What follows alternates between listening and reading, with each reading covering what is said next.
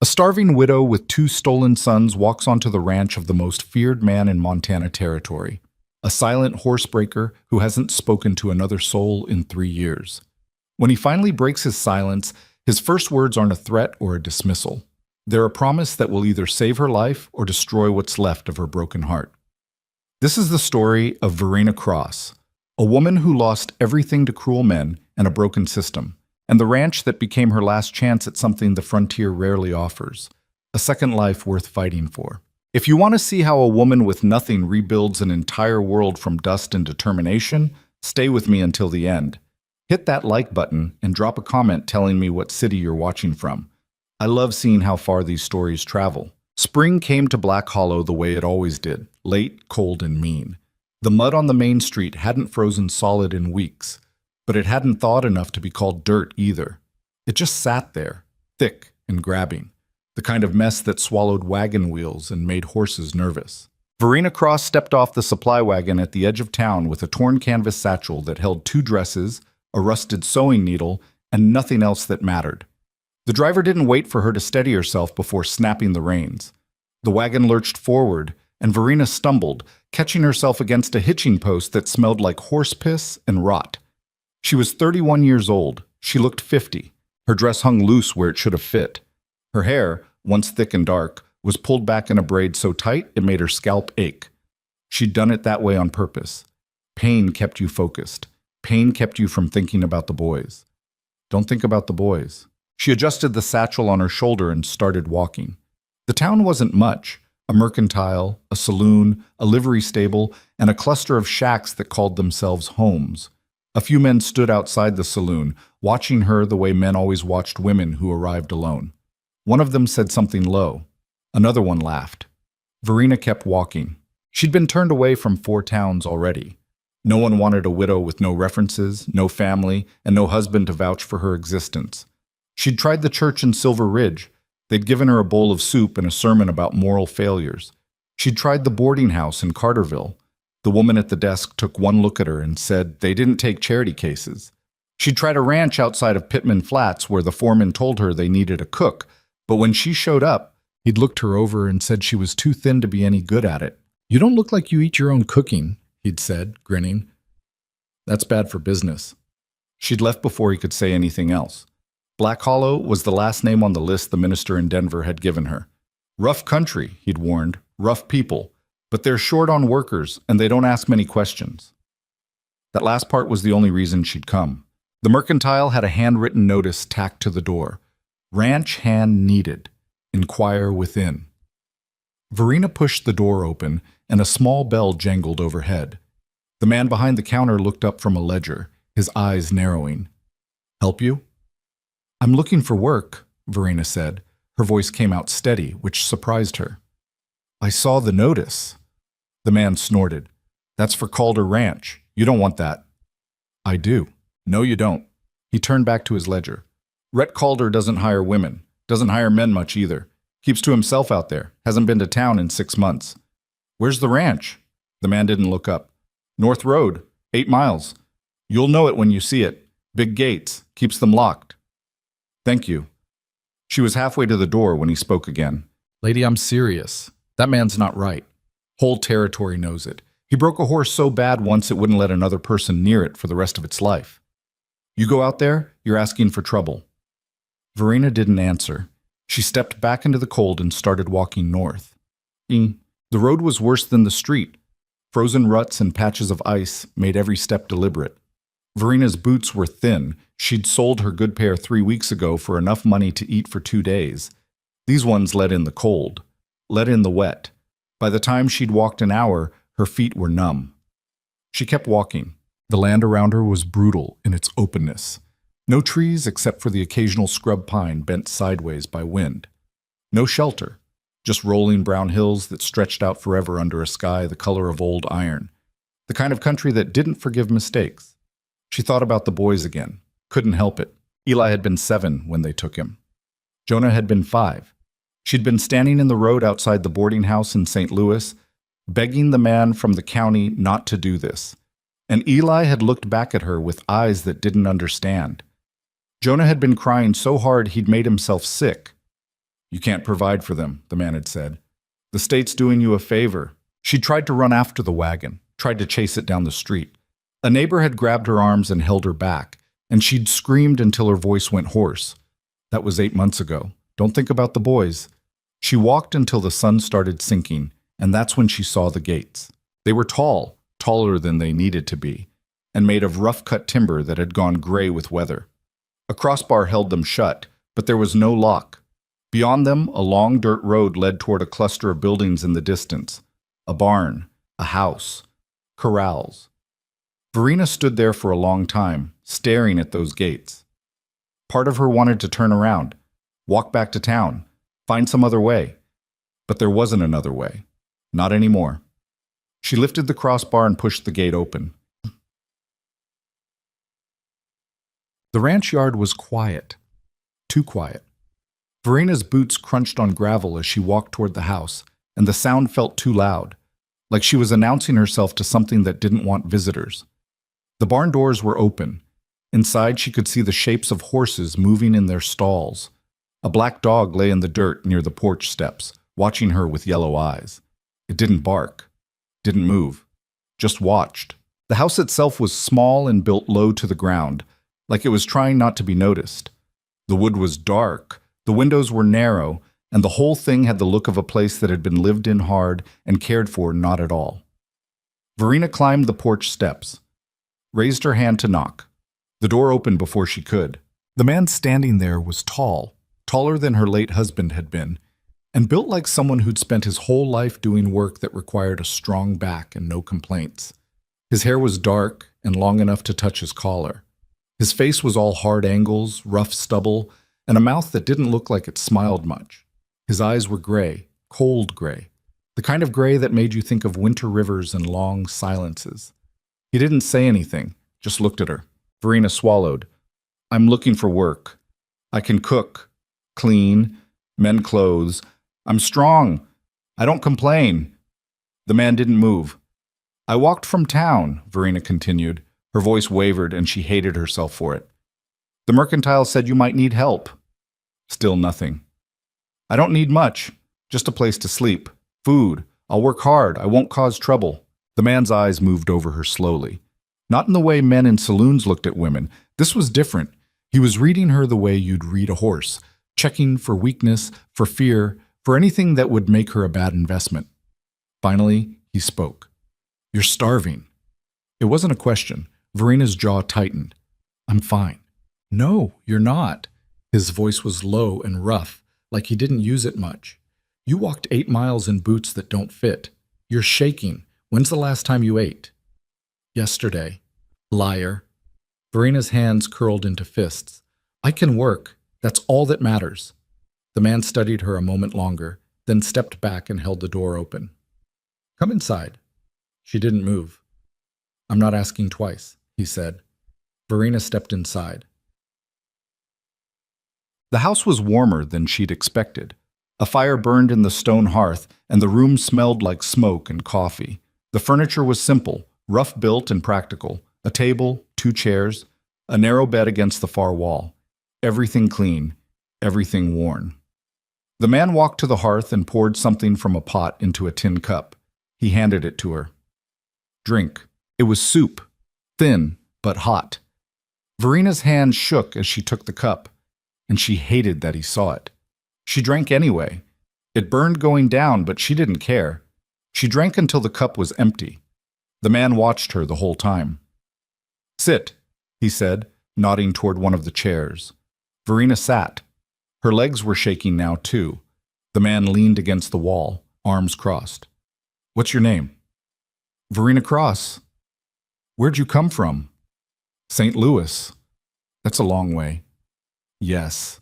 You got family? The question hit her like a fist. She looked down at the empty cup in her hands. No. Husband? Dead. How long? A year. The man nodded slowly, like that made sense, like he'd seen this story before. You got references? No. Anyone who can vouch for you? No. Why not? Verena's throat tightened. She forced the words out. I had 2 sons. The county took them, said I couldn't provide for them. After that, no one would hire me, said I was a bad risk. The man didn't react, didn't judge. He just kept looking at her with those cold gray eyes. How old are your boys? 7 and 5, she paused. They were. I don't know what they are now. You know where they are? An orphanage, Wyoming territory, St. Michael's. The man was quiet for a long time. Then he pushed off the wall and walked to the window. He stood there with his back to her, looking out at the land. I don't need a housekeeper, he said finally. I've been doing fine on my own. Verina's chest tightened. She started to stand. I understand, but I could use help with the horses. She stopped. The man turned to look at her. I've got 12 Mustangs I'm breaking right now. 2 more coming in next week. I need someone to feed them, muck the stalls, repair tack. It's hard work, long hours. You'll be sore every day for the first month. Verena stared at him. You're offering me a job? I'm offering you a chance. His voice was flat. No warmth, no pity, just fact. You work hard, you stay. You slack off, you leave. Simple as that. I'll work hard. I know you will. He crossed his arms again. You'll sleep in the barn loft. There's a stove up there. I'll bring you blankets. You'll eat 2 meals a day, breakfast and dinner. You want more than that? You cook it yourself. You don't go into town unless I say so. You don't talk about me to anyone, and you don't ask questions I don't want to answer. Verena nodded. Understood. The man studied her one more time, and something in his expression shifted. It wasn't softness, not exactly, but it wasn't cold anymore either. You're the woman I've been waiting for, he said quietly. Verena blinked. What? But he was already walking toward the door. Come on, I'll show you the barn. The barn loft smelled like hay and old leather. It was drafty, but there was a small iron stove in the corner and a pile of horse blankets stacked near the ladder. The man, she still didn't know his name, carried up an extra quilt and a lantern. Stove works, he said, setting the lantern down. Don't let the fire go out at night. Gets cold up here. Thank you. He nodded and started back toward the ladder. Then he stopped and looked at her over his shoulder. Name's Rhett Calder. Thank you, Mr. Calder. Just Rhett. He climbed down the ladder without another word. Verena stood alone in the loft, listening to his boots cross the barn floor below. The door creaked open, then shut. Silence. She sat down on the pile of blankets and let herself cry for the first time in weeks. The work started before dawn. Rhett woke her by banging on the barn wall with the flat of his hand. Up, he called. Horses need feeding. Verena climbed down the ladder with stiff legs and sore feet. Rhett was already moving through the barn, checking stalls, his movements quick and efficient. He didn't look at her. Grain's in the back room, he said. 2 scoops per horse. Water troughs need filling. Muck the stalls after they eat. Pile the shit outside by the fence. I'll deal with it later. Yes, sir. Don't call me sir. Verena started with the grain. Her hands were clumsy at first, unused to the work, but she forced herself to move faster. The horses stamped and snorted as she filled their buckets. One of them, a big bay with a white blaze, lunged at her when she got too close to the stall door. She jerked back, heart pounding. Rhett appeared beside her. He's testing you, he said. Don't let him think you're afraid. I'm not afraid. Rhett gave her a look that said he didn't believe her. But he didn't argue. He just opened the stall door and walked in like the horse wasn't there. The bay pinned its ears and swung its head toward him, but Rhett didn't flinch. He stood there, calm and still, until the horse settled. See that? Rhett said, glancing back at her. You meet them where they are. You don't push. You don't pull. You just wait. Verena nodded. By mid-morning, her back was screaming. By noon, her hands were bleeding. She'd been gripping the pitchfork wrong, and the wooden handle had rubbed her palms raw. She didn't stop, didn't complain, she just kept working. Rhett noticed anyway. He came into the barn while she was mucking the last stall and held out a strip of cloth. Wrap your hands. Verena looked down at her palms. The skin was red and torn.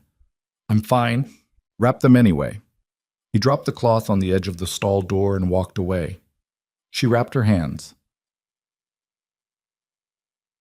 Dinner was beans and cornbread. Rhett cooked it himself in a cast-iron skillet over the fire.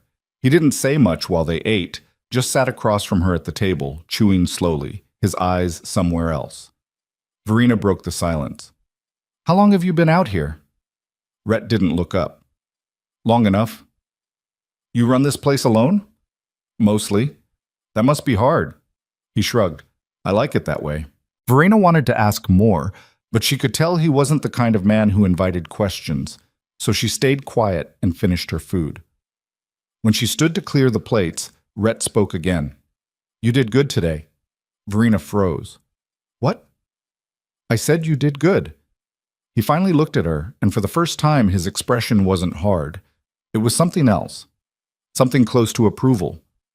"Most people quit after the first day. You didn't." "I can't afford to quit."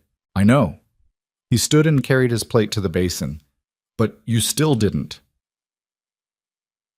The days blurred together after that. Wake before dawn. Feed the horses. Muck the stalls. Repair whatever Rhett told her to repair. Eat. Sleep. Start again. Her hands toughened. Her back stopped screaming. She learned which horses would tolerate her and which ones needed space. She learned how Rhett moved, quiet and deliberate, like he was always listening to something she couldn't hear. He didn't talk much, but when he did, she listened. One afternoon, while she was mending a bridle, he sat down across from her and watched her work. "You sew good," he said. "My mother taught me." "She's still alive?" "No. Fever took her when I was 12. Rhett nodded. "My mother died young, too. Different reason." Verena looked up.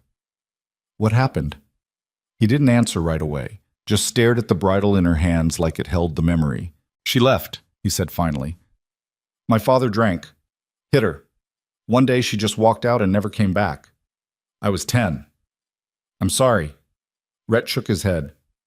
"Don't be. She did what she had to do." He stood and walked out before Verena could say anything else. But 3 weeks in, Rhett started teaching her how to handle the horses. "You want to work here, you need to understand them," he said, leading her toward the big bay that had lunged at her on her first day. "This one's name is Cinder. He's smart, mean when he wants to be, but he'll respect you if you earn it." "How do I earn it?" "By not being scared." "I'm not scared." Rhett gave her a look. "Yes, you are, and that's fine. Fear keeps you careful, but you can't let him see it." He opened the stall door and stepped inside. Cinder's ears flicked back, but he didn't move. Rhett stood there, one hand resting on the horse's neck, and spoke in a low voice Verena couldn't quite hear. After a moment, Cinder lowered his head. Rhett looked back at her. "Your turn." Verena's heart kicked up, but she stepped forward. Slowly.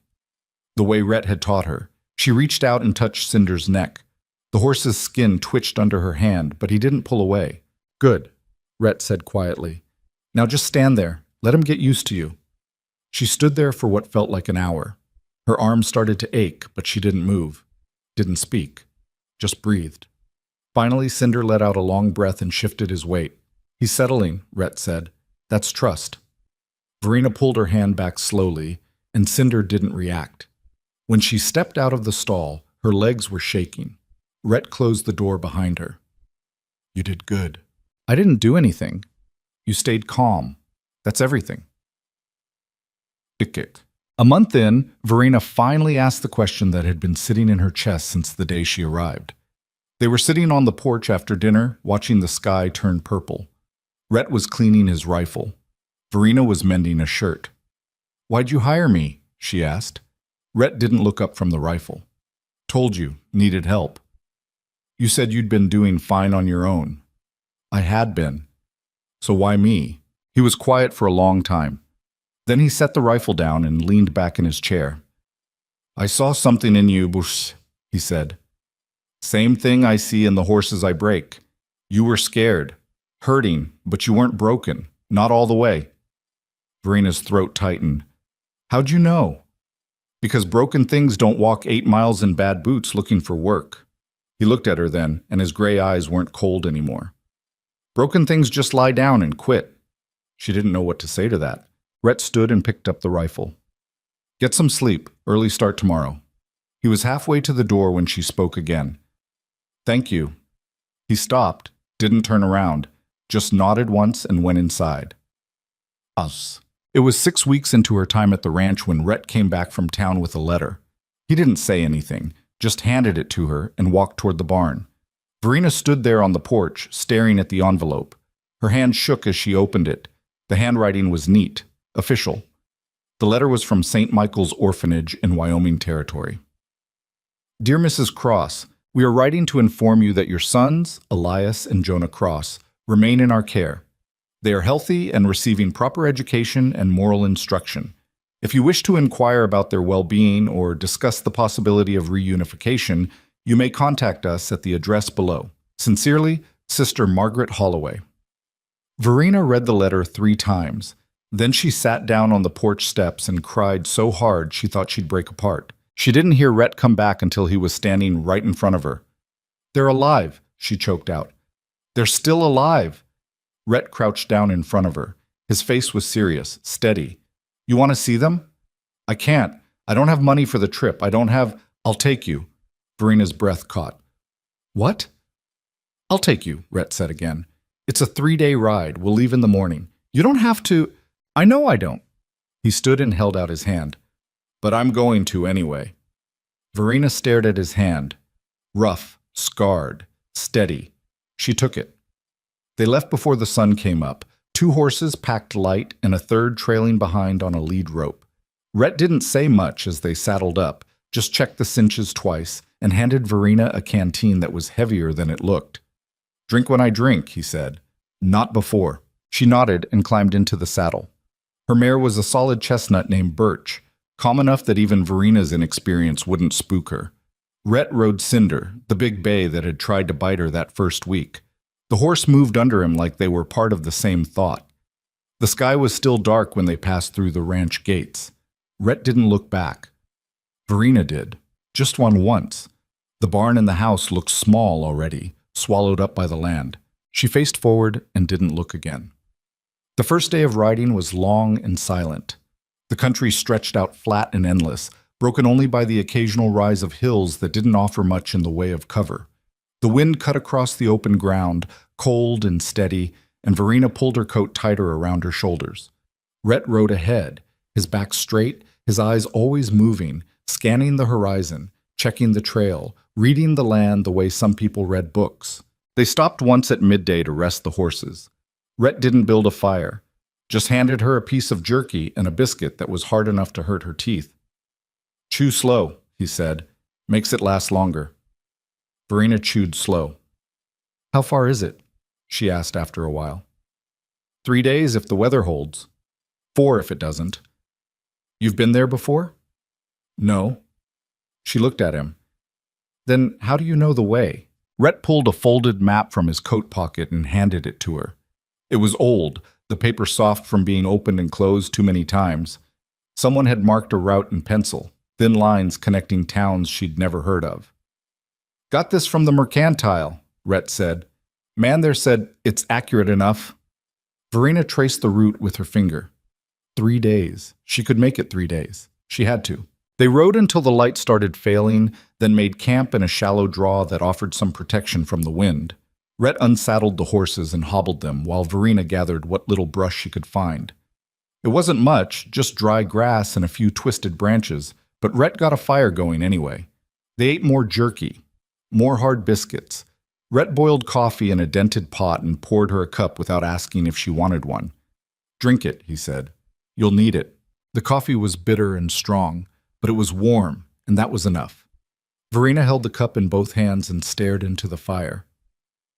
You ever been away from the ranch this long? She asked. Rhett shook his head. Not since I built it. How long ago was that? 7 years. You haven't left in 7 years? Didn't have a reason to. Verena looked at him across the fire.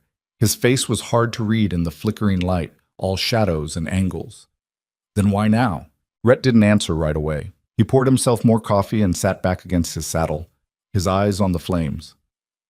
Because you need this, he said finally, and I don't need much. Verena's chest tightened. She wanted to say something, thank you maybe, or something that meant more than that, but the words didn't come. So she just nodded and drank her coffee and tried not to think about how far away her boys still were. That night, she barely slept. Every sound made her flinch, the horses shifting, the wind rattling through the dry grass, the crackle of the dying fire.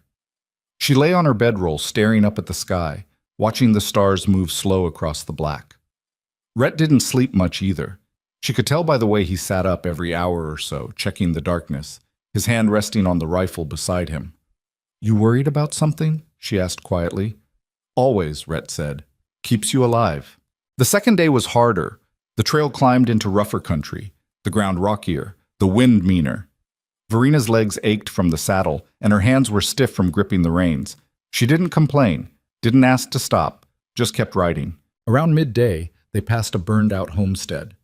The cabin was nothing but blackened timber and a stone chimney that stood alone like a grave marker. The barn had collapsed in on itself. There were no people, no animals, just the bones of a life that hadn't made it. Rhett slowed as they rode past, his eyes taking it all in. "What happened here?" Verina asked.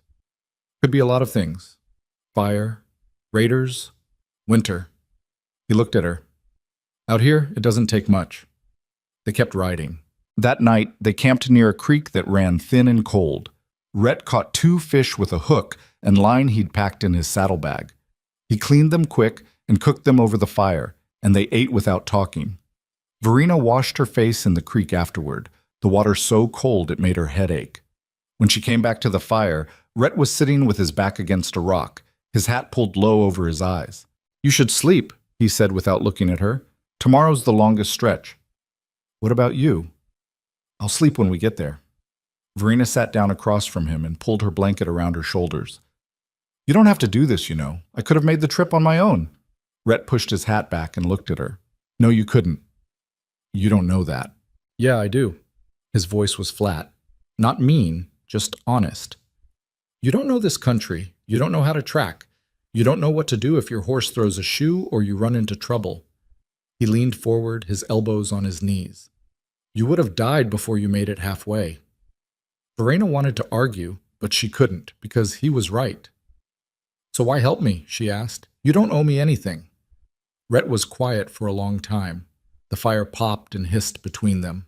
"I told you before," he said. "I saw something in you, something that reminded me of the horses I break, scared, hurt, but not broken." He paused. "I guess I wanted to see if you'd stay that way." "And if I don't?" Rhett's mouth twitched, almost like he might smile. "Then at least you'll know you tried." The third day started with rain.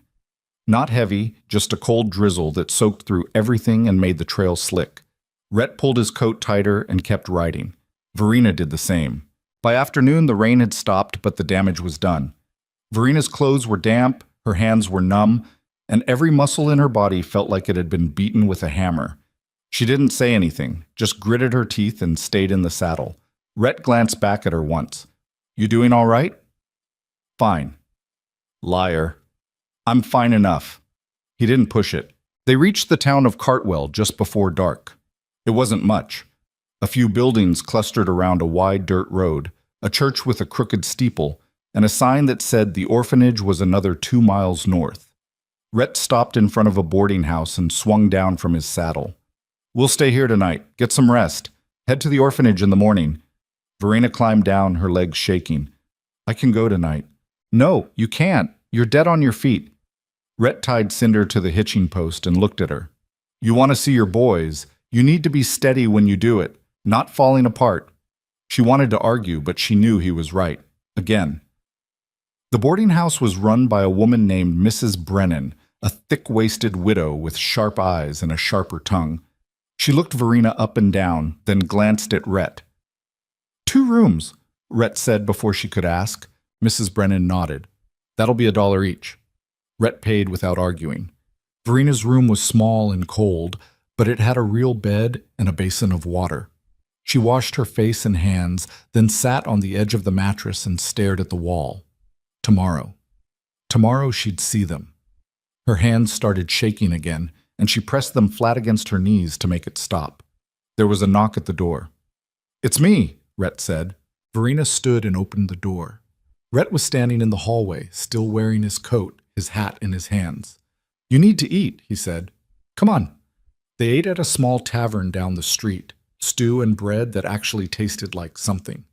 Rhett ate slow, watching her across the table. "You scared?" he asked. Verena nodded. "Terrified." "That's normal." "What if they don't remember me?" "They'll remember you." "What if they don't want to see me?" Rhett set his spoon down. "Then you remind them why they should." Verena looked down at her bowl. "I don't know if I can do this." "Yes, you do." Rhett's voice was firm. "You've been doing hard things since the day you walked onto my ranch. This is just one more." She met his eyes. "What if I fail?" "Then you fail. But at least you'll know you tried." That night, Verena lay in the narrow bed and stared at the ceiling. Sleep wouldn't come. Every time she closed her eyes, she saw Eli's face looking back at her from the wagon, heard Jonah crying. She got up and stood by the window, looking out at the dark street below. Somewhere out there, 2 miles north, her boys were sleeping. And tomorrow, she'd see them again. The orphanage was a long, low building made of gray stone that looked like it had been built to last 100 years and make everyone inside miserable for all of them. A wooden sign near the gate read St. Michael's in faded black letters. Rhett and Verena stood at the gate, neither of them moving. "You ready?" Rhett asked. "No." "Good. Let's go." He pushed the gate open and they walked up the gravel path toward the front door. A woman in a dark dress and white bonnet answered Rhett's knock. She looked at them with the kind of expression people use when they've already decided you're trouble. "Help you?" "We're here to see Elias and Jonah Cross," Verena said. Her voice came out steadier than she felt. The woman's eyes narrowed. "And you are?" "I'm their mother." The woman's expression didn't change. "Wait here." She closed the door. Verena and Rhett stood on the porch for what felt like an hour. Finally, the door opened again, and a tall woman with gray hair and a face like carved wood stepped out. She wore the same dark dress, the same white bonnet, but she carried herself like someone used to being obeyed. "I'm Sister Margaret," she said. "You're Mrs. Cross?" "Yes." Sister Margaret looked her over slowly. "The boys have been here 8 months. They've adjusted well. They're fed, clothed, educated. They don't need disruption." Verena's jaw tightened. "I'm their mother." "You were their mother. You lost that right when you couldn't care for them." Rhett stepped forward. "She's here now. That ought to count for something." Sister Margaret turned her sharp gaze on him. "And who are you?" Rhett called her. "I run a ranch in Montana Territory. She works for me." "A ranch hand?" Sister Margaret's mouth thinned. "And you think that's a stable situation for 2 young boys?" "I think it's better than this," Rhett said evenly.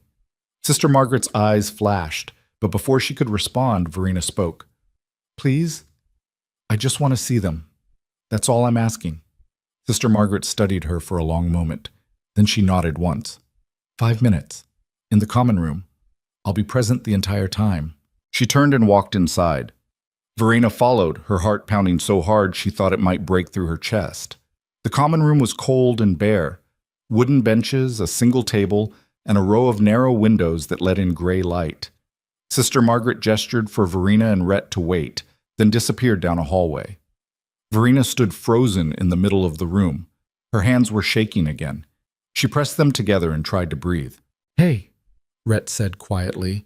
He was standing beside her, close enough that she could feel the warmth of him. "You've got this." She nodded, couldn't speak. Then the door opened. Eli came in first. He was taller than she remembered. His hair had been cut short, and he wore clothes that didn't quite fit, pants too big, a shirt too small. His face was thinner, older. He looked at her with wide eyes and stopped in the doorway. Jonah came in behind him, smaller, quieter. His hair was the same brown mess it had always been, and he was clutching something in his hand, a small wooden horse worn smooth from being held too much. Verena's breath caught. "Eli," she whispered. "Jonah." Eli didn't move. His face was unreadable. Jonah just stared. Verena took a step forward, then stopped.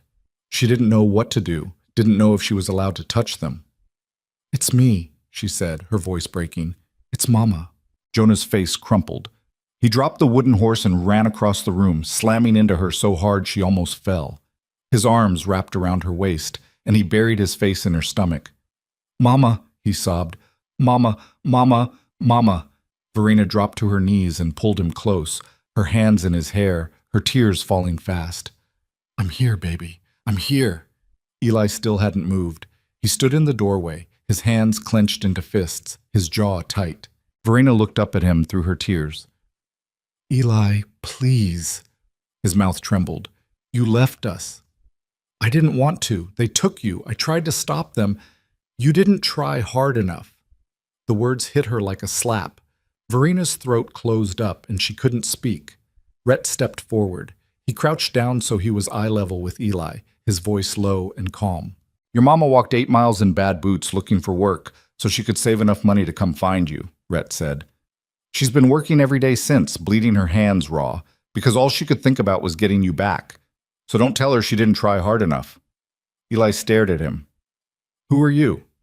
"I'm the man who brought her here." Eli's eyes moved to Verena. His face was still hard, but something in it shifted, just a little. "You really came for us?" he asked quietly. Verena nodded, her tears falling harder. "I never stopped thinking about you, not once." Eli's shoulders sagged. He walked across the room slowly, like he wasn't sure if he was allowed. When he reached her, he stood there for a moment, just looking at her. Then he collapsed into her arms. Verena held both of them, sobbing so hard she couldn't breathe. She pressed her face into Eli's hair and felt Jonah's small hands clutching her dress, and for the first time in 8 months, she felt like she could breathe again. Sister Margaret cleared her throat. "Time's up." Verena's head snapped up. "No, please, just a little longer. The boys have lessons. You've had your visit. I'm not leaving them here." Sister Margaret's expression went cold.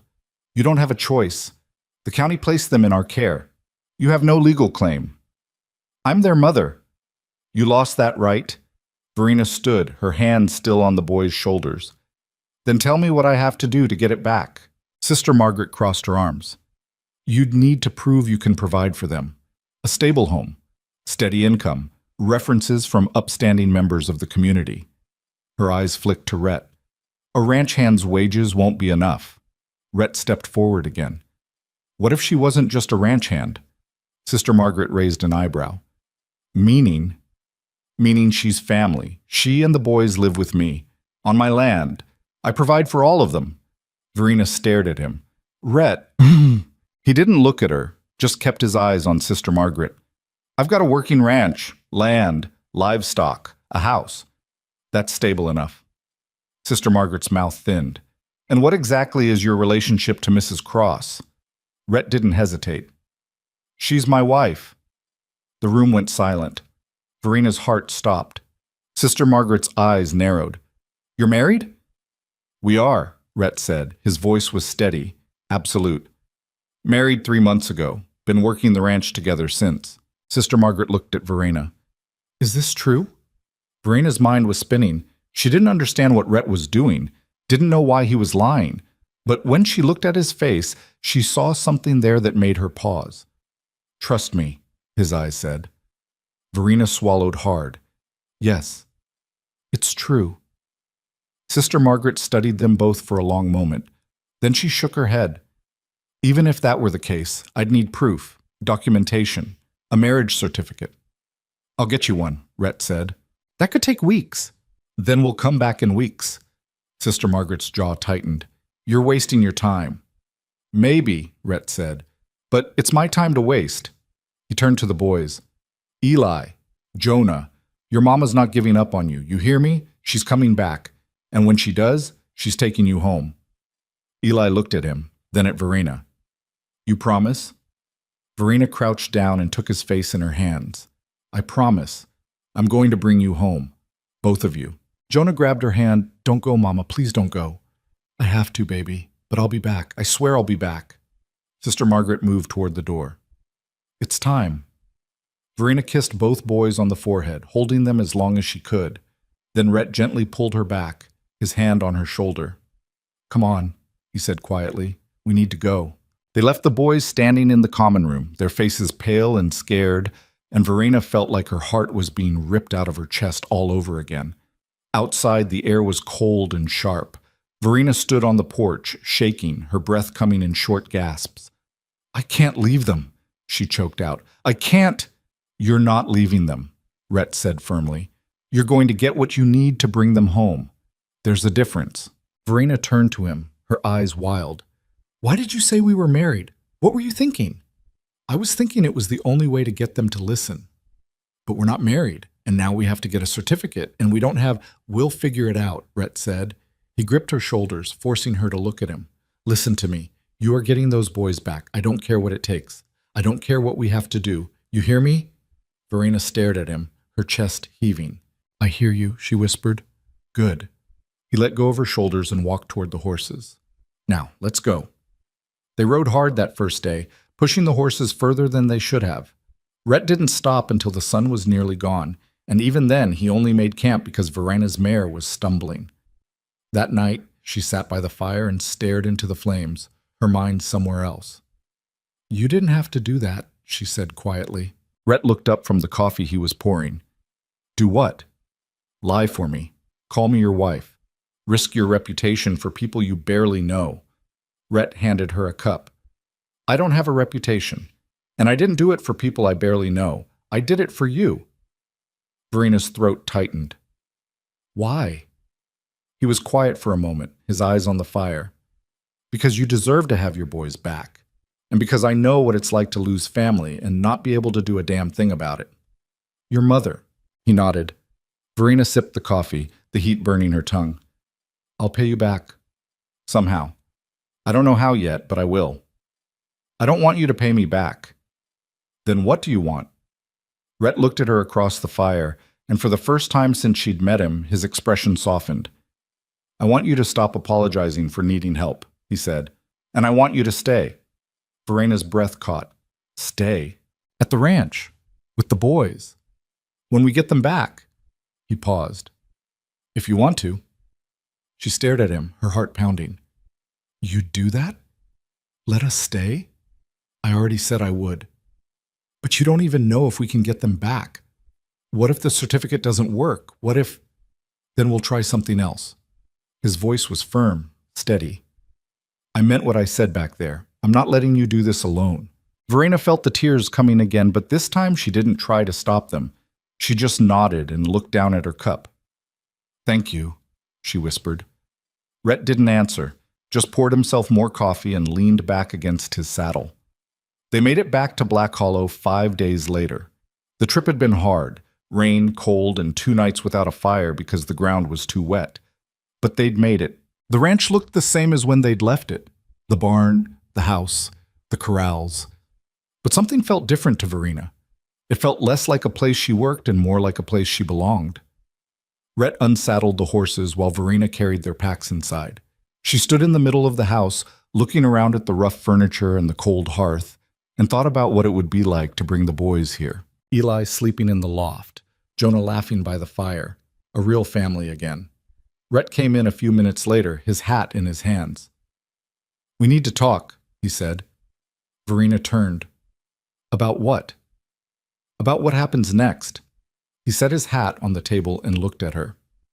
"If we're going to do this, if we're going to bring those boys home, we need to make it real." "Real how?" "We need to get married for real." Verena's heart skipped. "Rhett, you don't have to—" "Yes, I do. That woman at the orphanage isn't going to hand over 2 boys without proof.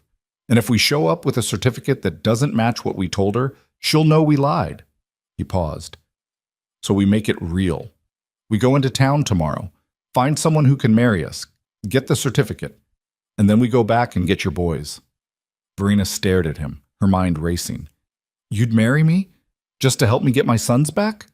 "Yeah, but that's—" She shook her head. "That's too much. You'd be tied to me, legally. You'd be responsible for—" "I know what I'd be responsible for." Rhett's voice was calm, certain. "And I'm telling you, I'm willing to do it." Verena felt her chest tighten. "Why?" Rhett looked at her for a long moment. Then he stepped closer, close enough that she could see the lines around his eyes, the scar on his jaw, the way his shoulders carried the weight of too many years alone. "Because I don't want to be alone anymore," he said quietly, "and neither do you." Verina's breath caught. "So what do you say?" Rhett asked. "Will you marry me?" She looked at him, this hard, quiet man who had given her work when no one else would, who had ridden 3 days into unfamiliar country just to help her see her boys, who was now offering her something she'd never thought she'd have again. A home, a family, a future. "Yes," she whispered. "I'll marry you." They rode into Black Hollow the next morning under a sky that threatened rain but never delivered. Rhett had been quiet the whole ride, his jaw set, his eyes fixed on the road ahead. Verina kept stealing glances at him, trying to read what he was thinking, but his face gave nothing away. When they reached the edge of town, he finally spoke. "You change your mind. You tell me now." Verina looked at him. "I haven't changed my mind." "You sure?" "I'm sure." Rhett nodded once and kept riding. They stopped in front of a small building with a hand-painted sign that read, "Justice of the Peace." The paint was faded and peeling, and the whole structure leaned slightly to the left, like it was too tired to stand up straight anymore. Rhett swung down from his saddle and tied Cinder to the rail. Verina climbed down slower, her hands shaking just enough that she had to grip the saddle horn to steady herself. "You all right?" Rhett asked. "Fine." He gave her a look that said he didn't believe her, but he didn't push it, just walked up the steps and knocked on the door. A man answered, short, round, with a beard that looked like it hadn't seen a razor in months. He squinted at them through glasses that sat crooked on his nose. "Help you?" "We need to get married," Rhett said. The man blinked. "Right now?"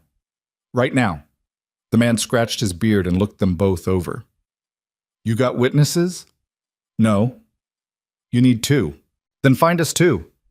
The man sighed like this was the biggest inconvenience of his life, but he stepped back and waved them inside. "Wait here. I'll get my wife and the neighbor." The inside of the building was cramped and smelled like old paper and tobacco smoke. A narrow desk sat against one wall, covered in stacks of documents that looked like they'd been there since the territory was founded. A crooked shelf held a few law books and a bottle of whiskey that was more empty than full. Verina stood near the door, her arms wrapped around herself. Rhett leaned against the wall, his hat in his hands, his eyes on the floor. "You don't have to do this," Verina said quietly. Rhett looked up. "We already talked about this." "I know, but I'm saying it again. This isn't fair to you." "Life's not fair. We do what we have to do anyway." Before Verina could respond, the justice came back with a woman who looked just as tired as he did, and a man in overalls who smelled like he'd been working in a stable. "This is my wife, Edna, and that's our neighbor, Mr. Polk," the justice said. He shuffled through the papers on his desk until he found what he was looking for, a marriage certificate, yellowed with age. He dipped a pen in ink and looked at Rhett. "Names?" "Rhett Calder." The justice wrote it down, his handwriting cramped and shaky. Then he looked at Verina. "Verina Cross." He wrote that too. "Any objections to this union?" Edna and Mr. Polk shook their heads. Edna looked bored. Polk looked like he'd rather be anywhere else. "All right then." The justice cleared his throat and pulled a small book from his coat pocket. He opened it to a page marked with a piece of string and started reading in a flat, monotone voice. "Do you, Rhett Calder, take this woman to be your lawfully wedded wife, to have and to hold from this day forward, for better or worse, for richer or poorer, in sickness and in health, till death do you part?" Rhett didn't hesitate. "I do." The justice turned to Verina. "Do you, Verina Cross, take this man to be your lawfully wedded husband, to have and to hold from this day forward, for better or worse, for richer or poorer, in sickness and in health, till death do you part?" Verina's throat tightened. She looked at Rhett, and he looked back at her with those steady gray eyes that had never once lied to her. "I do," she said. "Then, by the power vested in me by the territory of Montana, I pronounce you husband and wife." The justice closed the book with a snap. "That'll be $2. Rhett paid him. The justice signed the certificate, and Edna and Polk scrawled their names as witnesses. Then the justice handed the paper to Rhett, and that was it. They were married. They walked back outside into the cold morning air. Verina felt like she should say something, but she didn't know what. Rhett folded the certificate carefully and tucked it into his coat pocket. We should get supplies before we head back, he said. All right. They walked to the mercantile in silence. Inside, Rhett bought flour, coffee, salt, and a few other things they'd need for the trip back to the orphanage. Verena stood near the counter staring at nothing, her mind spinning. She was married. To a man she'd known for 2 months, a man who barely talked, a man who had offered her a future she hadn't thought possible. The clerk wrapped the supplies in brown paper and tied them with string. Rhett paid and picked up the bundle. Then he looked at Verena. You want to get something to eat before we go? She nodded. They ate at the same tavern they'd stopped at before. Stew and bread that tasted better than it had any right to. Rhett ate slowly, methodically, like he always did. Verena picked at her food, her stomach too tight to hold much. You nervous about going back? Rhett asked. Yes. That's normal. What if it doesn't work? What if she doesn't believe us? Then we make her believe us. Verena set her spoon down. How? Rhett leaned back in his chair. We show her the certificate, we tell her the truth, that we got married so we could give those boys a home. And if she still says no, we don't leave until she says yes. What if she calls the law? Then let her call the law. Rhett's voice was calm, certain. Those are your boys. No piece of paper should be able to keep you from them. Verena felt her chest tighten. You really believe that? I do. She looked at him across the table, this hard, quiet man who had somehow become the only person in the world she could count on. Why are you doing this, Rhett? Really? He was quiet for a moment, his eyes somewhere else. Then he looked at her. Because I know what it's like to be left behind, he said quietly. And I don't want those boys to grow up thinking their mother didn't want them. Verena's throat closed up. She nodded, not trusting herself to speak. They finished eating and headed back to the horses. The ride back to the ranch was long and cold, but Verena barely noticed. Her mind was already in Wyoming, standing in front of Sister Margaret with the certificate in her hand, fighting for her boys. When they reached the ranch, Rhett unsaddled the horses while Verena carried the supplies inside. The house was cold. She'd let the fire die before they left, so she built a new one, her hands moving on instinct. Rhett came in a few minutes later and stood by the door, watching her. We'll leave in 2 days, he said. Give the horses time to rest. Verena nodded. 2 days. You should rest too. You look like you haven't slept in a week. I haven't. Rhett crossed the room and sat down at the table. Go lie down. I'll keep the fire going. I'm fine. Verena. His voice was firm. Go lie down. She wanted to argue, but she was too tired, so she climbed up to the loft and lay down on the pile of blankets that had been her bed since the day she arrived. The barn smelled like hay and horses and leather, and the sound of the wind rattling through the cracks in the walls was strangely comforting. She closed her eyes and tried to sleep, but all she could see were the boys' faces. The next 2 days passed in a blur of preparation. Rhett checked the horses, repaired the tack, and packed supplies for the trip. Verena mended clothes, cooked meals, and tried not to think about all the ways this could go wrong. On the second night, they sat by the fire after dinner, the house quiet except for the crackle of burning wood. You think they'll be happy? Verena asked. When we bring them here? Rhett poured himself coffee. I think they'll be scared, confused, maybe angry. That's not what I asked. I know, he looked at her, but happiness doesn't come right away. Not after what they've been through. It takes time. Verena stared into the fire. I just want them to feel safe. They will, eventually. How do you know? Because you're not going to give up on them. He paused. And neither am I. Verena looked at him. You really mean that, don't you? You're going to help me raise them. I married you, didn't I? For a piece of paper.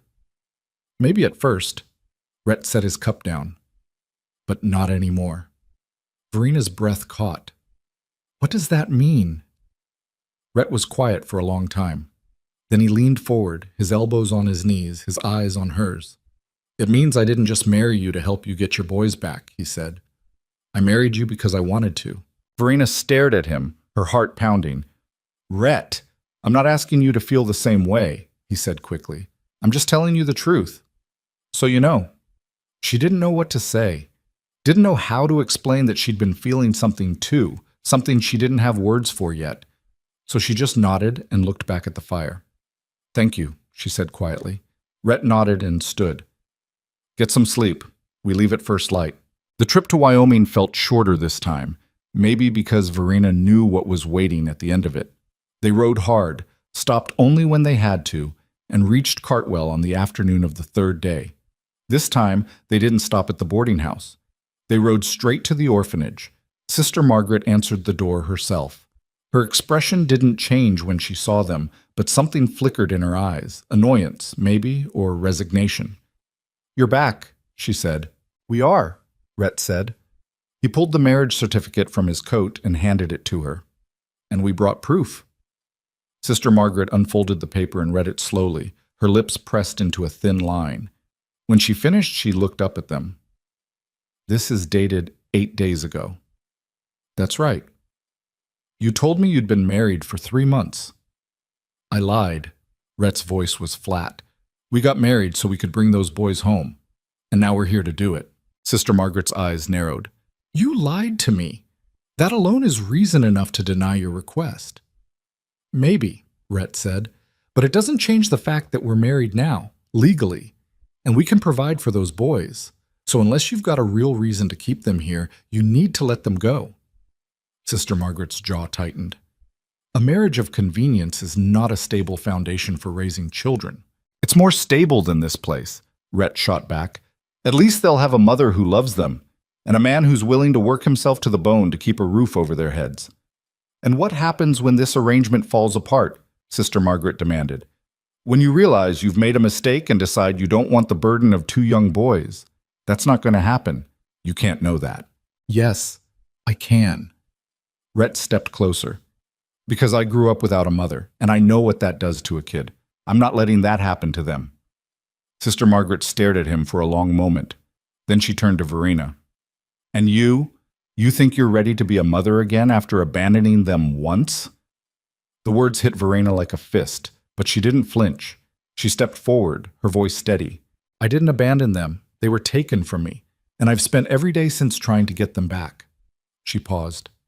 I'm not perfect. I'm not rich. But I love those boys more than anything in this world, and I'm not leaving here without them. Sister Margaret's expression didn't soften, but something in her posture shifted. She looked down at the certificate again, then back at them. Wait here, she said. She went inside, leaving the door open. Verena and Rhett stood on the porch, not speaking, barely breathing. After what felt like an eternity, Sister Margaret returned. Behind her were Eli and Jonah, both wearing the same ill-fitting clothes, both looking small and scared. You have 1 hour, Sister Margaret said, to say goodbye. If you're serious about taking them, come back tomorrow with a wagon. I'll have their belongings ready.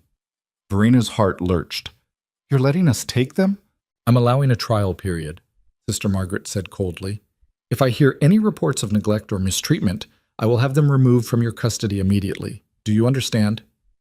Yes, Verena said. Yes, I understand. Sister Margaret stepped aside. 1 hour. Verena walked into the common room, her legs shaking. The boys stood near the window, watching her. Hi, babies, she said, her voice breaking. Jonah ran to her immediately, just like before, his small arms wrapping around her waist. Eli stayed where he was, his face unreadable. Are you really taking us home? Jonah asked, his voice muffled against her dress. Yes, baby, we're taking you home. Eli finally moved. He walked toward her slowly, his hands shoved in his pockets. Where's home? Montana Territory, Verena said. A ranch. It's quiet, and it's safe, and it's ours. Eli looked at Rhett, who was standing near the door. He's coming too? He is, Verena said. She paused, not sure how to explain. He's family now. Eli studied Rhett with the kind of careful suspicion only a 7-year-old who'd learned not to trust adults could manage. You really are stepdad? Rhett crouched down so he was at eye level with Eli.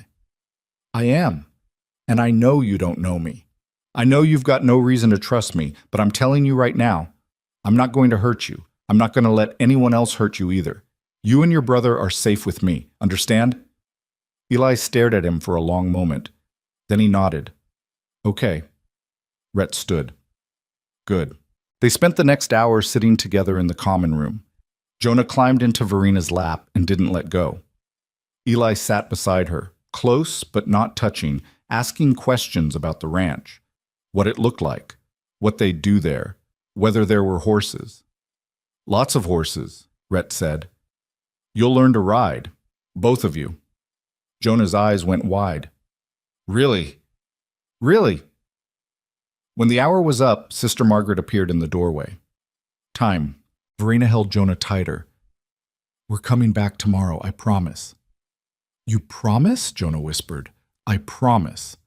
She kissed both boys on the forehead and forced herself to stand. Eli grabbed her hand.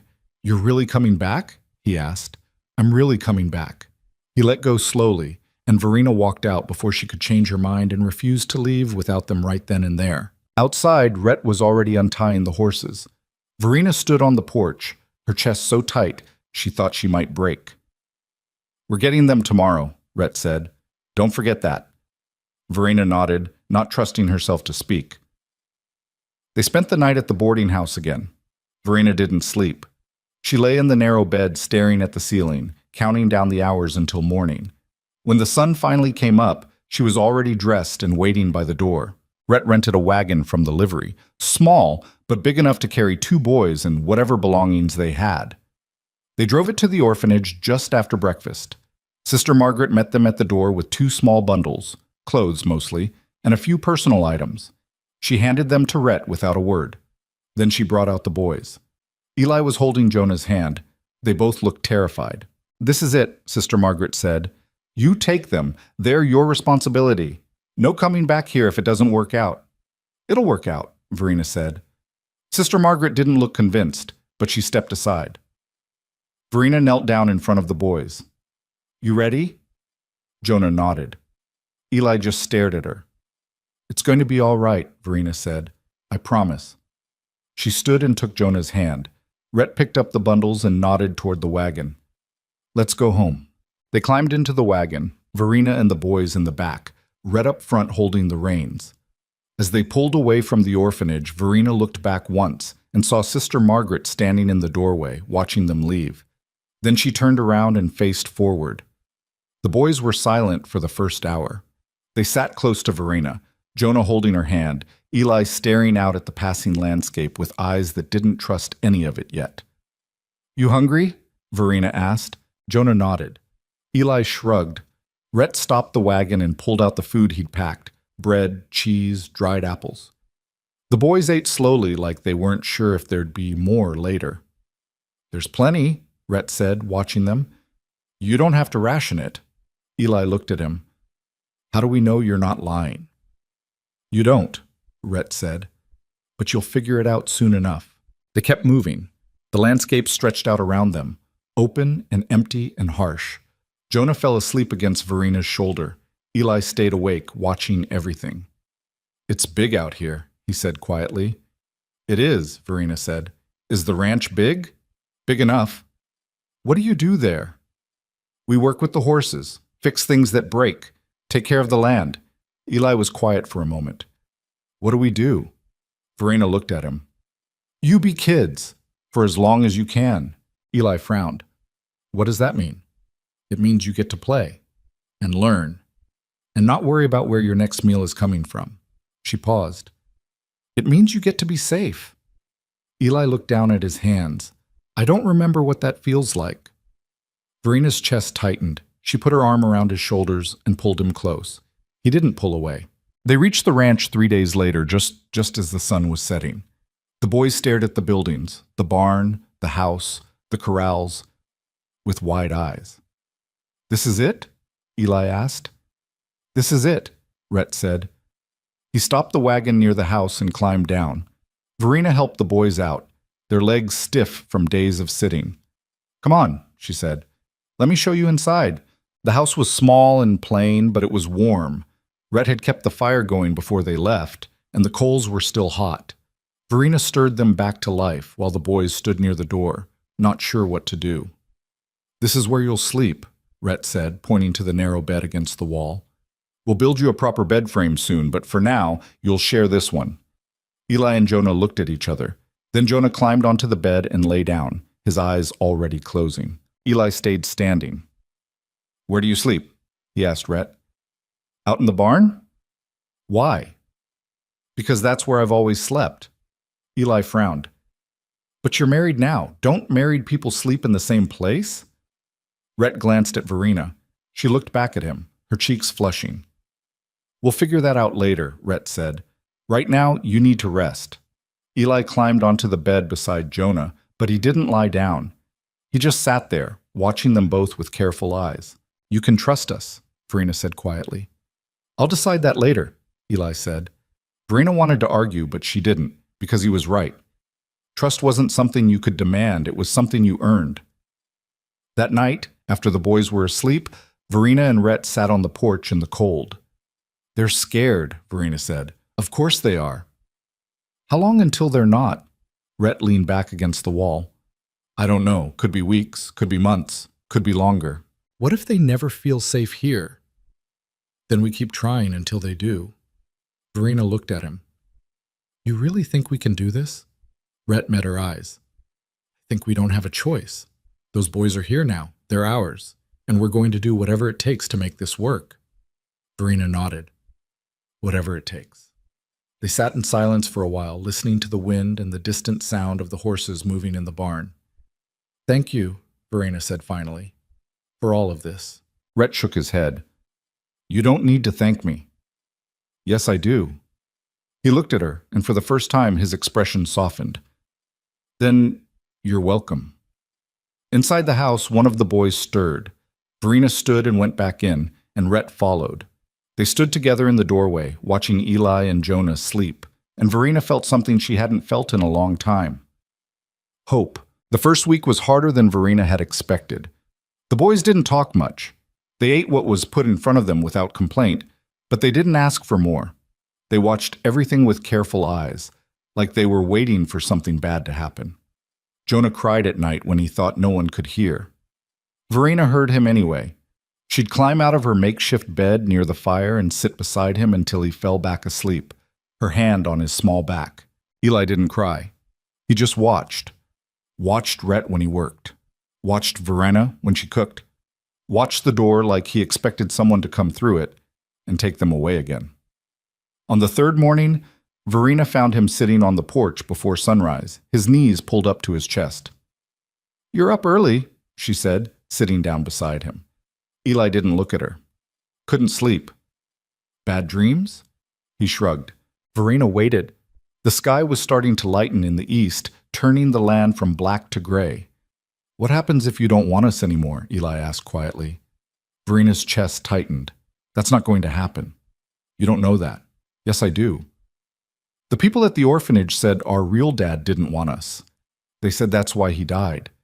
Because he gave up." Verena felt like she'd been punched. "Eli, that's not true. Your father loved you. He got sick. That wasn't his fault. Then why didn't you keep us?" "I tried. They wouldn't let me." "Why not?" "Because I didn't have money, or a house, or anything they thought you needed." She turned to look at him. "But I have those things now, and I'm not letting anyone take you away again." Eli finally looked at her. His eyes were red. "What about him?" He nodded toward the barn where Rhett was already moving around, feeding the horses. "What if he decides he doesn't want us?" "He won't." "How do you know?" "Because he's the one who brought you here.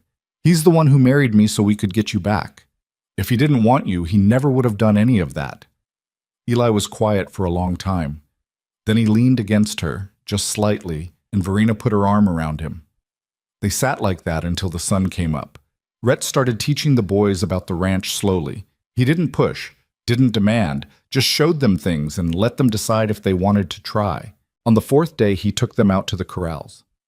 "This is Cinder," Rhett said, standing beside the big bay. "He's mean when he wants to be, but he's smart. You treat him with respect, he'll do the same for you." Jonah stayed close to Verena, his hand clutching her skirt. Eli stepped closer to the fence, watching the horse with cautious interest. "Can I touch him?" Eli asked. "Not yet," Rhett said. "First, you watch. Learn how he moves, how he reacts. You rush a horse, you get hurt." Eli nodded and kept watching. Over the next few days, Rhett let Eli stand closer to the corral. Let him see how the horses responded when Rhett moved slowly versus when he moved fast. Let him watch the process of earning trust. Jonah wasn't interested in the horses. He stayed close to Verena, helping her with small tasks, folding clothes, stirring soup, stacking firewood. He didn't talk much, but he was always nearby, like he was afraid she'd disappear if he looked away. "You don't have to follow me everywhere," Verena said one afternoon while she was kneading bread. Jonah looked up at her with wide eyes. "I know." "Then why do you?" "Because I missed you." Verena's hands stilled. She looked down at him, the small boy who had spent 8 months thinking she'd abandoned him, and felt her throat close up. "I missed you too, baby," she whispered. Jonah wrapped his arms around her waist and didn't let go. 2 weeks in, Eli asked Rhett if he could help with the horses. Rhett was mucking out a stall when Eli appeared in the barn doorway, his hands shoved in his pockets. "I want to learn," Eli said. Rhett leaned on the pitchfork. "Learn what?" "How to do what you do, with the horses." Rhett studied him for a moment. "It's hard work, and it takes time." "I don't care." "Why do you want to learn?" Eli shifted his weight. "Because you said we're supposed to help, and because—" He paused, looking down at his feet. "Because I want to be useful." Rhett set the pitchfork down and walked over to him. He crouched down so they were eye level. "You're already useful," Rhett said. "You don't have to earn your place here. You understand?" Eli looked at him, his jaw tight. "Then why do you work all the time?" "Because the work needs doing, not because I'm trying to prove something." Eli nodded slowly. "Can I still learn?" "Yeah," Rhett said. "You can still learn." He handed Eli a bucket. "Start by carrying water to the troughs. When you're done with that, come find me." Eli took the bucket and got to work. By the end of the day, his arms were shaking and his hands were sore, but he didn't complain. He just set the bucket down and looked at Rhett. "What's next?" Rhett almost smiled. "Tomorrow, I'll teach you how to brush a horse without getting kicked." "Okay." That night, Eli sat at the table and ate everything on his plate for the first time since he'd arrived. When Verena asked if he wanted more, he said yes. It was progress. Small, but progress. 3 weeks in, Jonah finally laughed. It happened while he was helping Verena hang laundry on the line outside. The wind caught one of Rhett's shirts and blew it right off the line, sending it tumbling across the yard. Jonah chased it, stumbling over his own feet, and when he finally caught it, he turned back to Verena with the shirt in his hands and a smile on his face. "I got it," he shouted. And then he laughed. A real laugh. High and bright and full of something Verena hadn't heard in so long she'd almost forgotten what it sounded like. She stood frozen, the clothespin in her hand forgotten, and just listened. When Jonah brought the shirt back, still smiling, Verena pulled him into a hug and held him tight. "I love you," she whispered into his hair. "I love you too, Mama." That night, Verena told Rhett what had happened. They were sitting on the porch again, the cold air biting at their faces. "He laughed today," she said, "for the first time." Rhett nodded. "That's good." "It is." She paused. "I didn't think it would take this long." "Healing always takes longer than breaking." Verena looked at him. "Is that something you learned from the horses?" "It's something I learned from living." They sat in silence for a while. Then Verena spoke again. "What about us?" Rhett turned to look at her. "What about us?" "We're married, but we don't—" She hesitated. "We don't act like it." Rhett's jaw tightened. "You want me to move into the house?" "I don't know what I want," Verena said honestly. "I just feel like we're pretending, and I don't know how long we're supposed to keep pretending." Rhett was quiet for a long time. Then he leaned forward, his elbows on his knees. "I told you before," he said quietly. "I didn't just marry you for a piece of paper. I meant that." Verena's heart kicked up. "Then what do you want?" "I want—" He stopped, shook his head. "Doesn't matter what I want." "Yes, it does." He looked at her then, and his gray eyes weren't cold anymore. They were something else, something raw. "I want this to be real," he said. "All of it. The marriage, the family. I want to come home at the end of the day and know you're here. I want to teach those boys how to work the land. I want—" He broke off, his voice rough. I want to stop being alone. Verena stared at him, her chest tight. I want that too. Rhett's breath caught. You do? Yes. She reached out and took his hand. His palm was rough and scarred, but it was warm, solid. I don't know how to do this. I don't know how to be married again, but I want to try. Rhett's fingers closed around hers. Then we'll figure it out, together. That night, Rhett moved his things into the house. He didn't make a big deal out of it, just carried his bedroll and his few belongings inside and set them down near the fire. Eli watched from the bed where he and Jonah were lying. You sleeping in here now? I am, Rhett said. Why? Because this is where I belong.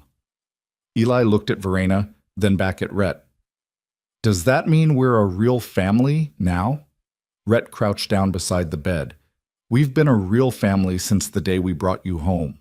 This just makes it official. Eli nodded slowly. Then he lay back down and closed his eyes. Jonah was already asleep, his small hand clutching the edge of the blanket. Verena stood near the fire, watching them. Rhett came to stand beside her. You think this is going to work? She asked quietly. I think we're going to make it work. She looked up at him. I'm scared. Me too. What if I'm not good enough? What if... Rhett put his hand on her shoulder. You are good enough. And you're not doing this alone. Verena nodded, blinking back tears. Okay. They stood there for a moment, just looking at each other. Then Rhett leaned down and kissed her forehead. It was brief, gentle, nothing more. But it was enough. A month in, Eli finally smiled. It happened while he was working with Rhett in the barn. They'd been brushing down one of the horses, a gentle mare named Willow, and Eli had been concentrating so hard his tongue was sticking out between his teeth. You're doing good, Rhett said. Eli looked up at him. Really? Really? She's calm. That means she trusts you. Eli looked back at the horse, and his face broke into a small, tentative smile. I'm doing it. Yeah, you are. When they came back to the house for dinner, Verena noticed the change in Eli immediately. He sat down at the table with his shoulders a little straighter, his eyes a little brighter. Good day? She asked. Yeah, Eli said. And then quietly, Rhett said I did good. Verena looked at Rhett, who was washing his hands at the basin. He didn't say anything, but his mouth twitched just slightly. That night, after the boys were asleep, Verena walked out to the porch where Rhett was sitting. Thank you, she said. For what? For what you did today. With Eli. Rhett shook his head. I didn't do anything. He did the work. But you saw him. You told him he did good. That matters. Rhett looked at her. He needed to hear it. So did I. She sat down beside him. When I first got here, I didn't think I'd ever feel like I belonged anywhere again. But you made me feel like I did. Rhett was quiet for a moment. Then he reached out and took her hand. You do belong here. You and the boys. This is your home. Verena squeezed his hand. It's our home. The seasons started to shift. The mornings were still cold, but the afternoons brought warmth, and the land started to turn green in patches. The boys spent more time outside, exploring the property, throwing rocks into the creek, watching the horses. Eli started asking Rhett questions constantly. How do you know when a horse is scared? Why do you use that bit instead of that one? What happens if a horse gets sick? Rhett answered every question patiently, showing him instead of just telling him. Jonah started talking more. He'd tell Verena about his dreams, about the things he wanted to do when he got bigger, about the wooden horse he'd had at the orphanage that he missed. I can make you one, Rhett said one night at dinner. Jonah's eyes went wide.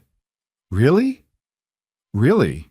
The next day, Rhett sat on the porch with a piece of wood and a knife, carving slowly while Jonah watched. It took him 3 days to finish it, but when he handed it to Jonah, the boy held it like it was made of gold. Thank you, Jonah whispered. Rhett ruffled his hair. You're welcome. 2 months in, Verena woke up in the middle of the night to the sound of Eli crying.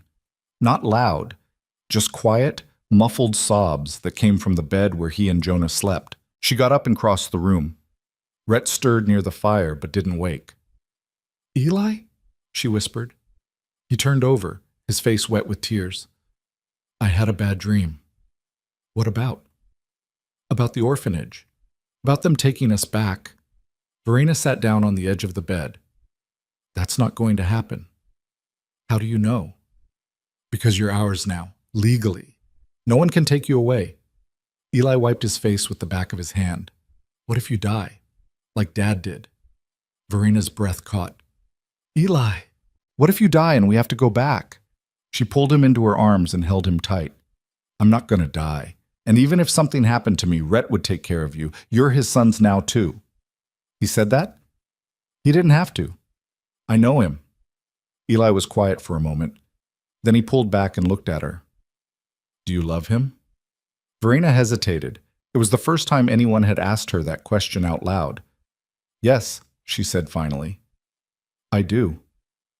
Does he love you? I think so. Then why don't you act like it? Verena blinked. What do you mean? You don't kiss or hold hands or anything. Eli frowned. The people at the orphanage said that's what married people do. Verena didn't know what to say. It's complicated, Eli. Why? Because grown-up things are complicated. Eli lay back down, unconvinced. I think you're both scared. Verena stared at him. Scared of what? Of being happy. The words hit her like a fist. She opened her mouth to argue, but nothing came out. Because he was right. She tucked the blanket around him and kissed his forehead. Get some sleep. But she didn't sleep. She lay awake near the fire, thinking about what Eli had said. Scared of being happy. The next morning, she found Rhett in the barn, fixing a broken bridle. Can I ask you something? She said. Rhett looked up. Sure. Are you happy? He frowned. What kind of question is that? Just answer it. Rhett set the bridle down. Yeah, I'm happy. Why? Because I am too. And I think we've both been so focused on surviving that we forgot what it feels like. Rhett studied her for a moment. What are you trying to say? Verena stepped closer. I'm saying I don't want to just survive anymore. I want to live. With you. With the boys. As a real family. Rhett's jaw tightened. We are a real family. I know, but I want more than that. She paused. I want you. Rhett stared at her, his eyes searching hers. You sure about that? I'm sure. He closed the distance between them in 2 steps and kissed her. It wasn't gentle. It was desperate and hungry and full of all the things neither of them had known how to say. When they finally pulled apart, Verena was breathless. I've wanted to do that for a long time, Rhett said quietly. Then why didn't you? Because I didn't want to push you. Didn't want you to feel like you owed me anything. Verena shook her head. I don't feel like I owe you. I feel like I want you. Rhett kissed her again, slower this time, and Verena felt something inside her finally let go. All the fear, all the doubt, all the years of holding herself together just to survive. She let it all go. That night they sat together on the porch after the boys were asleep, Rhett's arm around her shoulders, Verena's head resting against his chest. You think they'll be all right? She asked. The boys? Yeah, Rhett said. They're tougher than they look. They get that from you. They get it from you. Verena smiled. Maybe they get it from both of us. Rhett kissed the top of her head. Maybe they do. 3 months in, the boys stopped flinching when Rhett raised his voice. They stopped watching the door. They started running through the house, laughing and making noise, acting like the children they'd forgotten how to be. Eli asked Rhett to teach him how to rope. Jonah asked Verena to teach him how to bake bread. They argued over stupid things, whose turn it was to feed the chickens, who got to sit next to Rhett at dinner, and Verena had never been so grateful for noise and chaos in her entire life. One afternoon, while Verena was hanging laundry, she heard shouting from the corral. She dropped the sheet she was holding and ran. Eli was standing inside the corral with Cinder holding a lead rope, his face pale but determined. Rhett was standing outside the fence, watching. What's going on? Verena asked. Eli wanted to try leading Cinder on his own, Rhett said. Is that safe? No, but he needs to learn. Verena watched as Eli took a step forward. Cinder's ears flicked back, but the horse didn't move. Eli took another step, then another. Good, Rhett called. Keep your shoulders square. Don't pull. Just lead. Eli walked Cinder across the corral slowly, carefully, his small hands gripping the rope. When he reached the other side, he stopped and looked back at Rhett with a grin so wide it made Verena's chest ache. "I did it." "Yeah, you did," Rhett said. That night, Eli couldn't stop talking about it. He told Jonah the story 3 times, each version slightly more dramatic than the last. Jonah listened with wide eyes, clutching his wooden horse. "Do you think I could do that?" Jonah asked. "Sure," Eli said. "When you're bigger." "I want to be big now." "You'll get there." Verena watched them from across the room, her throat tight. Rhett sat down beside her and took her hand. "You did good," he said quietly. "So did you." He shook his head. "We did good." And for the first time in longer than she could remember, Verena believed him. The first winter came hard and fast. By November, the wind was cutting across the open land like a blade, and the mornings were so cold that the water in the basin froze overnight. Rhett had warned Verena it would be brutal, but knowing something and living through it were different things entirely. The boys had never seen snow like this. In St. Louis, winter had meant cold rain and mud. Here, it meant drifts that came up to Jonah's waist and ice that made the simplest tasks dangerous. Eli loved it. He'd wake up before dawn and press his face against the window, watching the snow fall in the darkness. Jonah hated it. He stayed close to the fire, wrapped in blankets, his wooden horse clutched in his hands. "It's too cold," Jonah complained one morning while Verena made breakfast. "It'll warm up in a few months," she said. "That's forever." "It's not forever, it just feels like it." Rhett came in from the barn, his coat crusted with snow, his face red from the wind. He stomped his boots near the door and hung his coat on the hook. "Horses are fed," he said. "But we're going to need more hay. I'll ride out to Anderson's place tomorrow and see if he's got any to spare." "You can't ride in this," Verena said. "I've ridden in worse." "That doesn't make it smart." Rhett gave her a look. "We don't have a choice. The horses need to eat." Verena wanted to argue, but she knew he was right, so she just nodded and turned back to the stove. Eli looked up from where he was sitting near the fire. "Can I come with you?" Rhett shook his head. "Not this time. Trail's too dangerous." "I can handle it." "I know you can, but I need you here.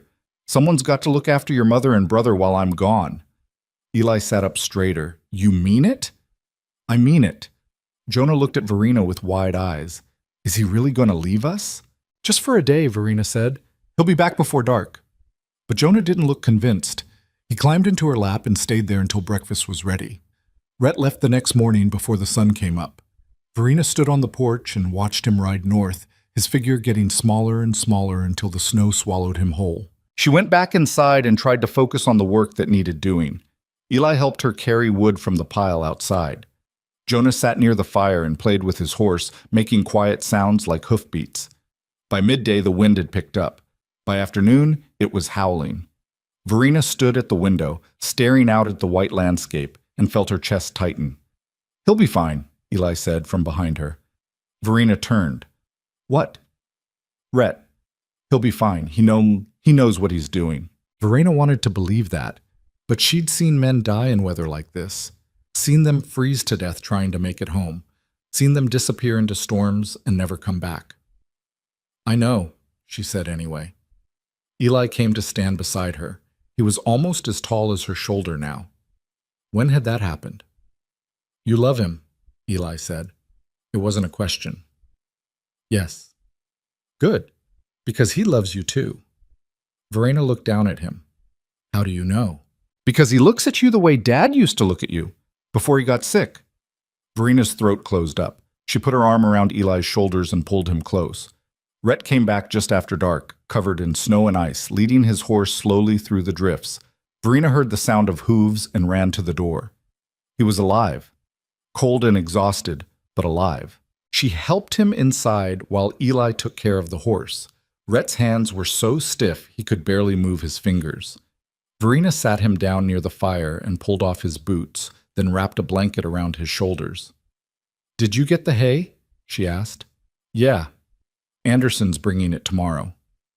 "You shouldn't have gone." "We needed it." "We need you more." Rhett looked at her, his face raw from the wind. "I'm here. I'm fine." "You're half frozen." "I've been worse." Verena wanted to yell at him. wanted to tell him he was reckless and stupid and that he couldn't keep risking his life for things like hay. But she didn't, because she knew he'd do it again anyway. So she just heated water and made him drink hot coffee until the color came back to his face. That night, after the boys were asleep, Verena lay beside Rhett near the fire. He was still shivering slightly, even under the blankets. "You scared me today," she said quietly. "I know. Don't do it again." "I can't promise that." Verena turned to look at him. "Why not?" "Because this is what living out here means. Sometimes you take risks. Sometimes you don't have a choice." "There's always a choice. Not if you want to survive." Verena was quiet for a moment, then she reached out and took his hand. "I don't want to survive anymore, Rhett. I want to live, and I can't do that if I'm spending every day terrified you're not going to come home." Rhett squeezed her hand. "I'll always come home, I promise you that." "You can't promise that." "Yes, I can." He turned to face her, his gray eyes serious. "Because I've got something worth coming home to now, and I'm not giving that up." Verena felt the tears start, but she didn't try to stop them. She just moved closer to him, and he wrapped his arms around her, and they lay there together while the wind rattled the walls and the fire burned low. Winter dragged on. The days were short and brutal, and the work never stopped. Rhett spent hours every day just keeping the animals fed and the house warm. Verena spent hours cooking, mending, and trying to keep the boys from going stir-crazy. Eli helped Rhett as much as he could. He was getting stronger, his hands toughening up, his back getting used to the weight of hauling wood and water. He didn't complain, didn't ask for breaks. He just worked. Jonah struggled more. He missed the sun, missed being able to go outside without freezing, missed the green grass and the warm afternoons. "I hate winter," he said one day while Verena was teaching him to read. "It won't last forever." "It feels like it will." Verena set the book down. "You want to know a secret?" Jonah nodded. "When I was your age, I hated winter too. I used to think it would never end. But my mother told me that winter is when the land rests, when it gathers strength for spring, and that we have to rest too, gather our strength." Jonah frowned.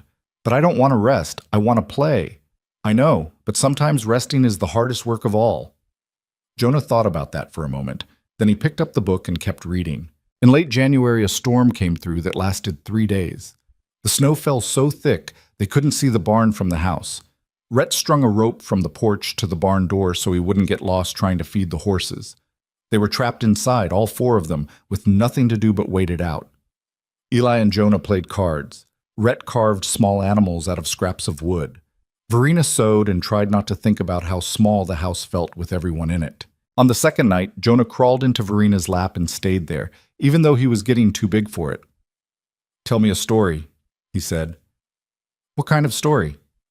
"A happy one." Verena thought for a moment. Then she started telling him about the spring, about the flowers that would bloom and the grass that would turn green, about the baby animals that would be born and the warm afternoons they'd spend outside. Jonah listened with his eyes closed, and by the time she finished, he was asleep.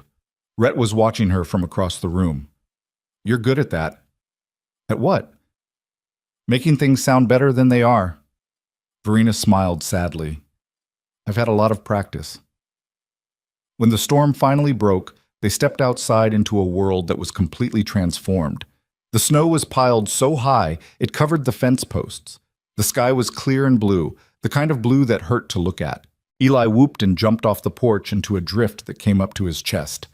Jonah followed, laughing, and the 2 of them started throwing snow at each other. Verena stood on the porch, watching them, and felt something loosen in her chest. They were going to be all right, all of them. Rhett came to stand beside her.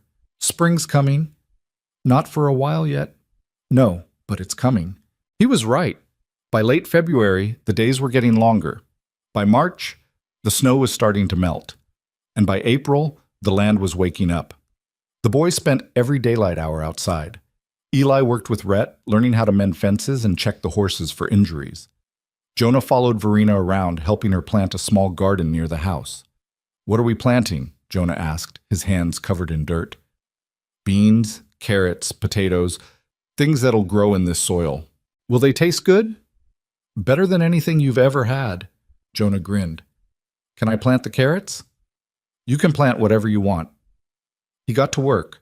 his tongue sticking out between his teeth in concentration, and Verena felt her heart swell. One afternoon in late April, a rider came up the road. Rhett saw him first and walked out to meet him, his hand resting on the rifle he kept near the door. Verena came out onto the porch, wiping her hands on her apron. The boys stayed inside, watching through the window. The rider was a tall man with a badge pinned to his coat, a marshal. "Afternoon," the man said, tipping his hat. "I'm looking for Rhett Calder." "You found him," Rhett said. The marshal dismounted. "Got a letter for you? From Wyoming Territory." Verena's stomach dropped. She walked down the steps, her legs shaking. The marshal handed Rhett an envelope. "Lady at St. Michael's Orphanage wanted me to deliver this personally, said it was important."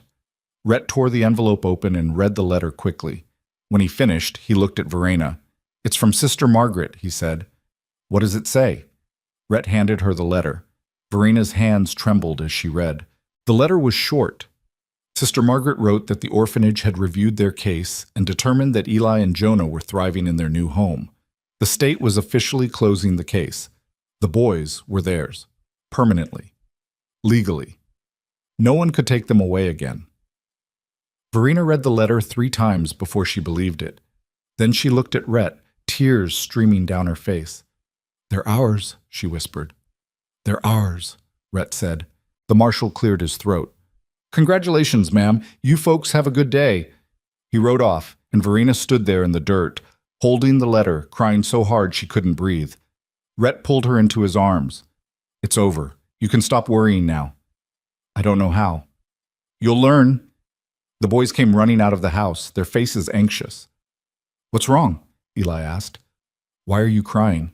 Verena crouched down and pulled them both close. "Nothing's wrong. Everything's right. You're ours. Forever. No one can take you away." Jonah's face broke into a grin. "Really? Really?" Eli looked at Rhett. "We're staying?" "You're staying," Rhett said. Eli threw his arms around Rhett's waist, and Rhett stood there, stiff at first, then slowly put his hands on the boy's back. That night they had a celebration dinner. Verena cooked the best meal she could manage with what they had: roasted chicken, potatoes, and the first greens from the garden. The boys ate until they were stuffed, and afterward they all sat by the fire. Jonah fell asleep in Verena's lap. Eli sat beside Rhett, asking him questions about the horses. And Verena looked around at the 4 of them, this strange, broken, beautiful family they'd built, and felt something she hadn't felt in years: peace. The years that followed weren't easy. The land was hard, the weather was brutal, and there were days when Verena thought she couldn't take one more thing going wrong.